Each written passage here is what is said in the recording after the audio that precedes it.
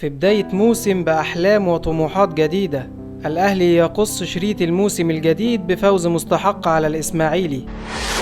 بدأ الأهلي المباراة بخطة اللعب المعتادة ليه في الفترة الأخيرة، وهي 4-2-3-1 في حراسة المرمى، والعائد بعد غياب طويل بسبب الاستبعاد واللي تقريبا ما شفناهوش هو لابس ايه طول المباراة، شريف إكرامي. 4 في خط الدفاع، في القلب سعد سمير ومحمد نجيب، على اليمين باسم علي واللي مدة صلاحيته دقايق وبعد كده بيخرج مصاب، وعلى الشمال علي معلول. في نص الملعب حسام عاشور وعمرو السولية، قدامهم 3. في القلب عبد الله السعيد، على يمينه الحاوي وليد سليمان، على شماله مؤمن زكريا، تحت مهاجم وحيد عمرو جمال.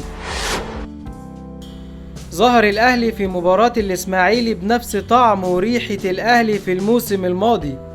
الأهلي بيستحوذ، الأهلي بيسيطر تمام، بس بدون فعالية هجومية، وده بسبب ان هجمات الأهلي بتنتهي في المحطة الأخيرة أو المحطة ما قبل الأخيرة بشكل غير سليم.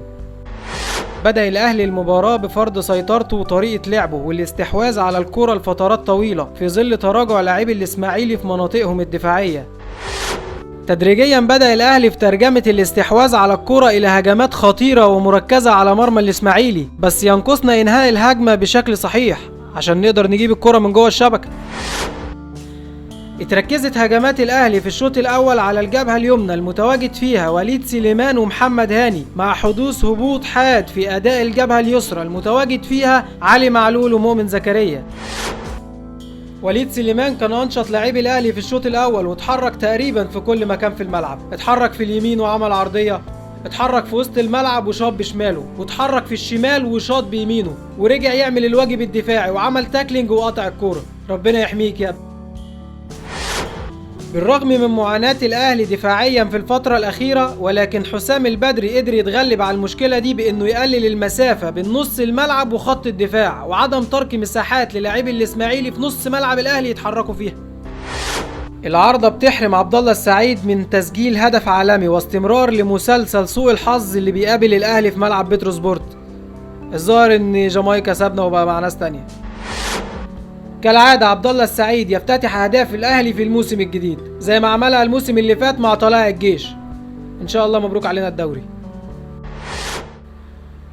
خروج وليد سليمان أنشط لاعبي الأهلي وأكثرهم خطورة على مرمى الإسماعيلي كان زي رصاصة الرحمة اللي بيديها حسام البدري لعماد سليمان مدرب نادي الإسماعيلي.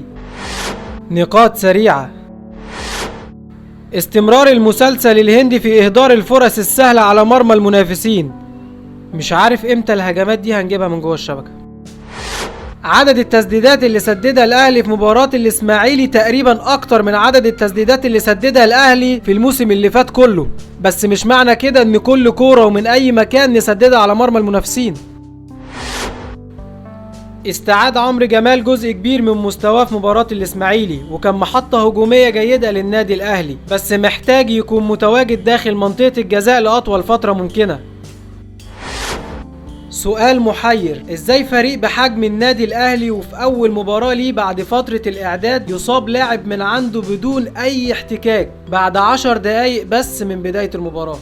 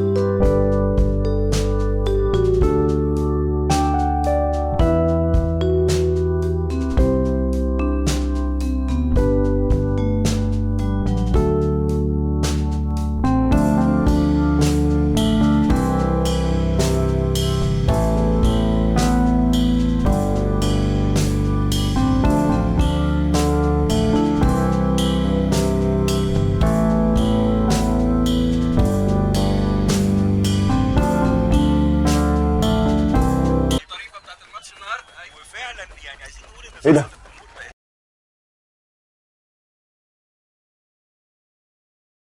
ازاي يذيعوا حاجه زي دي؟